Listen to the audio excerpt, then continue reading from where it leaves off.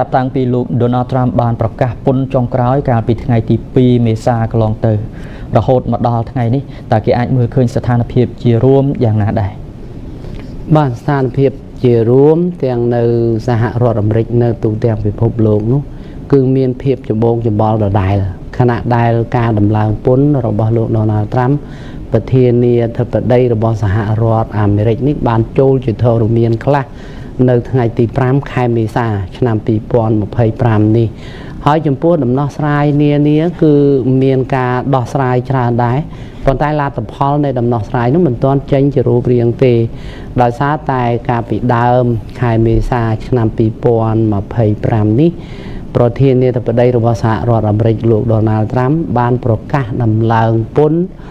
ជាកាតព្វកិច្ចនិងដំឡើងពន្ធបដិការទៅលើប្រទេសប្រមាណជាង180នៅលើពិភពលោកនេះដូច្នេះការសេចក្តីប្រកាសនៃការដំឡើងពន្ធនេះធ្វើឲ្យមានភាពច្បងច្បល់ខ្លាំងមែនទែនបើតាមការលើកឡើងរបស់អ្នកនាំពាក្យសេតវិមានលោកស្រី Karoline Leavitt បានបញ្ជាក់ថាគិតត្រឹមសប្តាហ៍នេះគឺនៅថ្ងៃច័ន្ទនេះតែម្ដងមានប្រទេសប្រមាណជាង50ប្រទេសបានទូរស័ព្ទទៅកាន់សេតវិមានរួមទាំងទូរស័ព្ទទៅក្រសួងពាណិជ្ជកម្មនិងក្រសួងរដ្ឋាភិបាលរួមទាំងទូរស័ព្ទដៃផ្ទាល់របស់លោកត្រាំផងទៀតដើម្បីដោះស្រាយពីបញ្ហាសង្គ្រាមពាណិជ្ជកម្មដែលបំផុសឡើងដោយលោក Donald Trump ប្រធានាធិបតីរបស់សហរដ្ឋអាមេរិកប៉ុន្តែចំពោះការចរចាលើការបន្ធូរបន្ថយភាពតានតឹងផ្នែកពាណិជ្ជកម្មនេះ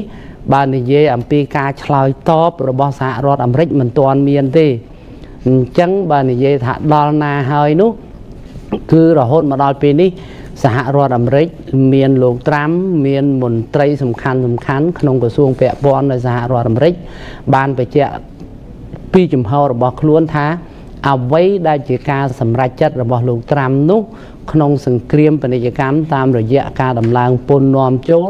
ទាំងពន្ធកាតព្វកិច្ចហើយនិងពន្ធបដិការនោះក៏ត្រូវតែបន្តដដែលដូច្នេះមានន័យថាការសម្រេចចិត្តអ្វីដែលសហរដ្ឋអាមេរិកបានសម្រេចចិត្តហើយនោះគឺត្រូវតែបន្តអនុវត្តដដែលប៉ុន្តែគ្រាន់តែទ្វារនៃកិច្ចសន្ទនាឬការចរចាក្នុងភាពចម្រូងចម្រាសនៃការដំឡើងពន្ធនេះគឺសហរដ្ឋអាមេរិកនៅតែបើកទ្វារ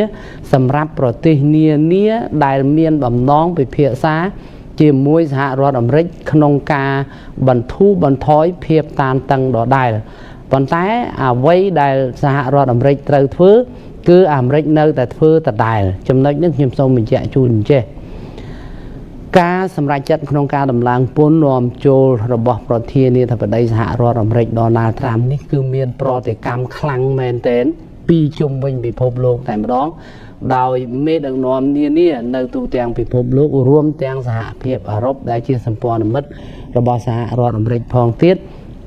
គឺបង្ហាញនៅការមិនពេញចិត្តចំពោះការដំឡើងពន្ធនាំចូលពីសំណាក់លោក Donald Trump ដែលអ្នកជំនាញផ្នែកពាណិជ្ជកម្មជាច្រើនបានលើកឡើងថាវាធ្វើឲ្យបាត់បង់សណ្ដាប់ធ្នាប់ពាណិជ្ជកម្មនៅទូទាំងពិភពលោកដែលពិភពលោកនេះរងសម្ពាធយ៉ាងខ្លាំងផ្នែកពាណិជ្ជកម្មសូម្បីតែកំណើនសេដ្ឋកិច្ចសកលក៏ទទួលរងផលប៉ះពាល់ផងដែរខណៈដែល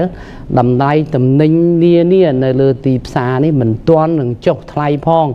ដោយសារតែរលកនៃវិបត្តិដូចជាសង្គ្រាមនៅអឺរ៉ុបសង្គ្រាមនៅតំបន់មជ្ឈមបូព៌ារួមទាំង COVID-19 ថែមទៀតតែរហូតមកដល់ពេលនេះសង្គ្រាមពាណិជ្ជកម្មបានធ្វើឲ្យប៉ះពាល់កំណើនសេដ្ឋកិច្ចសកលថែមទៀតដែល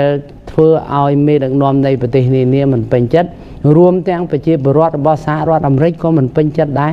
គឺប្រជាពលរដ្ឋរបស់សហរដ្ឋអាមេរិកបានធ្វើបាតកម្មនៅទូទាំង50រដ្ឋរបស់សហរដ្ឋអាមេរិកប្រឆាំងទៅនឹងនយោបាយដំឡើងពន្ធនាំចូលរបស់លោកត្រាំ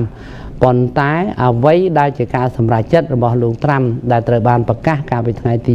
2ខែមេសាឆ្នាំ2025នេះគឺមិនមានការកែប្រែទេ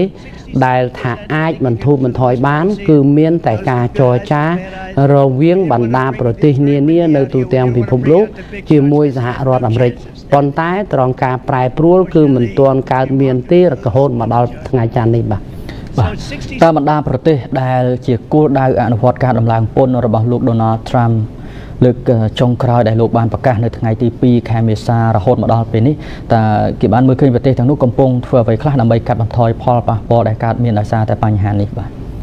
ចំពោះយុទ្ធសាស្ត្រក្នុងការកាត់បន្ថយផលប៉ះពាល់ផ្នែកពាណិជ្ជកម្មរបស់ខ្លួនពីសំណាក់ប្រទេសនានានៅទូទាំងពិភពលោកនោះ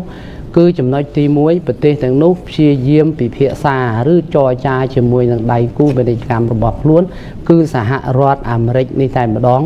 ដើម្បីឲ្យសហរដ្ឋអាមេរិកនឹងបន្ធូរបន្ថយ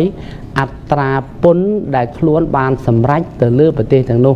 ជាពិសេសបណ្ដាប្រទេសសហភាពអឺរ៉ុបនឹងគឺព្យាយាមចរចាជាមួយសហរដ្ឋអាមេរិកដើម្បីបន្ធូរបន្ថយភាពតានតឹងផ្នែកពាណិជ្ជកម្មចំណុចមួយទៀតប្រទេសនានានៅលើពិភពលោកមានចិនមានសហភាពអឺរ៉ុបអាហ្វ្រិកខាងត្បូងជាដើមនោះគឺកំពុងតែមានវិធានការឆ្លើយតបទៅលើសហរដ្ឋអាមេរិកវិញពីព្រោះការដំឡើងពន្ធនេះមិនមែនធ្វើបានតែសហរដ្ឋអាមេរិកទេប្រទេសជាដៃគូផ្សេងទៀតរបស់សហរដ្ឋអាមេរិកក៏អាចឆ្លើយតបតាមរយៈការដំឡើងពន្ធដូចគ្នាដែរក្នុងនោះប្រទេសចិនសម្រេចដំឡើងពន្ធទំនិញគ្រប់ប្រភេទទាំងអស់ដែលនាំចូលពីសហរដ្ឋអាមេរិកក្នុងអត្រាពន្ធដល់ទៅ 34% ប្រទេសកាណាដាមិចស៊ិកក៏នឹងឆ្លើយតបទៅលើការសហរដ្ឋអាមេរិកតាមរយៈការដំឡើងពន្ធដូចគ្នាសហភាពអឺរ៉ុបក៏កំពុងតែរៀបចំរបៀបវិរៈក្នុងការដំឡើងពន្ធតបទៅលើសហរដ្ឋអាមេរិកដែរដូច្នេះមានន័យថាប្រទេសនានានៅលើពិភពលោកនេះគឺឆ្លើយតបចំណុចទី1គឺដើម្បីទប់ទល់នឹងសហរដ្ឋអាមេរិកគឺការចរចាក្នុងនោះការឆ្លើយតបតាមរយៈការដំឡើងពន្ធក៏មានដែរហើយចំណុចមួយទៀតប្រទេសនានានៅលើពិភពលោកនេះដូចជាចិននិងសហភាពអឺរ៉ុបដែលមានភាពរកាំរកូសខាងផ្នែកពាណិជ្ជកម្មជាមួយគ្នាកាលពីមុនតែនៅពេលនេះសហភាពអឺរ៉ុបនិងប្រទេសចិនកំពុងតែខិតជិតគ្នាក្នុងការពង្រីកទីផ្សារនាំចេញនាំចូលពី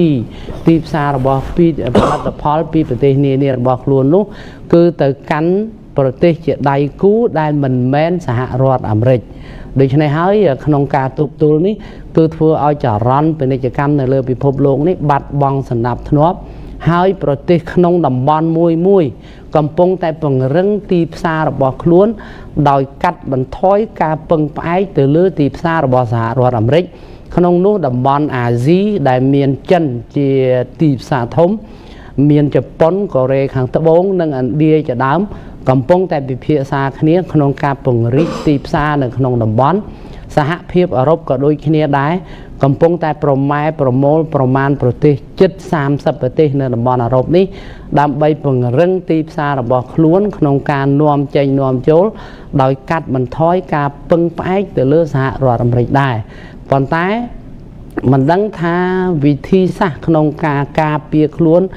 ឬទប់ទល់នឹងរលកនៃវិបត្តិដែលកើតចេញពីសង្គ្រាមពាណិជ្ជកម្ម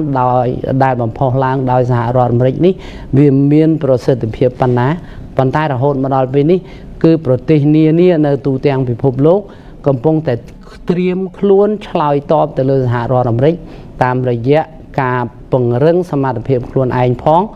និងវាយបកទៅលើសហរដ្ឋអាមេរិកផងនោះបាទសូមអរគុណលោកស្រីមយើងបន្តតាមដានបន្តទៀតអំពីបញ្ហានេះជម្រាបលាបាទអរគុណទូរទស្សនិកជនយើងមិនតន់ទៅណាឆ្ងាយពីបញ្ហាតកតនឹងលោក Donald Trump ទេគេបានមើលឃើញអំពីការតវ៉ាទ្រង់ទ្រាយធំប្រឆាំងទាំងលោក Donald Trump និងប្រឆាំងទៅលើទីប្រឹក្សារបស់លោកគឺលោក Elon Musk ផងចលនាតវ៉ានេះបានទុះឡើងនៅតាមបណ្ដាប្រទេសជាច្រើននៅទូទាំងពិភពលោកមនុស្សជាច្រើនបានចូលរួមនៅក្នុងការតវ៉ាប្រឆាំងនឹងលោក Donald Trump និងលោក Elon Musk នៅទូទាំងរដ្ឋទាំង50របស់សហរដ្ឋអាមេរិកផងនិងនៅទូទាំងប្រទេសផ្សេងទៀតលើពិភពលោកកាលពីចុងសប្តាហ៍ដែលរៀបចំដោយចលនាគាំទ្រលទ្ធិប្រជាធិបតេយ្យដើម្បីឆ្លើយតបនឹងអ្វីដែលពួកគេហៅថាការកាន់កាប់ដោយអរិភាពនិងវាយប្រហារលើសិទ្ធិនិងសេរីភាពរបស់អាមេរិកក្រុមអ្នករៀបចំការតវ៉ាបាននិយាយថាមនុស្សរាប់ពាន់នាក់បានកាន់ស្លាកសញ្ញាថាដោះលែងទៅ hands off គឺជាការតវ៉ាទ្រង់ទ្រាយធំដែលត្រូវបានធ្វើឡើងនៅរដ្ឋធានីនានាអគារសហព័ន្ធការិយាល័យសភាទីស្នាក់ការសន្តិសុខសង្គមសួនច្បារសាលាក្រុងនិងគ្រប់កន្លែងនៅទូទាំងរដ្ឋទាំង50របស់អាមេរិកពួកគេទាមទារឲ្យបញ្ចប់ការកាន់អំណាចរបស់មហាសេដ្ឋីរូបនេះ មនុស្សជិត60ម៉ឺននាក់បានចុះឈ្មោះដើម្បីចូលរួមព្រឹត្តិការណ៍ទាំងនោះដែលមួយចំនួនបានកើតឡើងនៅក្នុងទីក្រុងធំៗដូចជាទីក្រុងឡុងទីក្រុងប៉ារីសអាល្លឺម៉ង់និងកាណាដាជាដើមដើម្បីប្រឆាំងលោកត្រាំនិងលោក Elon Musk ក្រោយមួយសប្តាហ៍នៃភាពរង្គោះរង្គើនៃទីផ្សារហិរញ្ញវត្ថុបន្ទាប់ពីលោកត្រាំបានប្រកាសអំពីការដំឡើងពន្ធជាសកល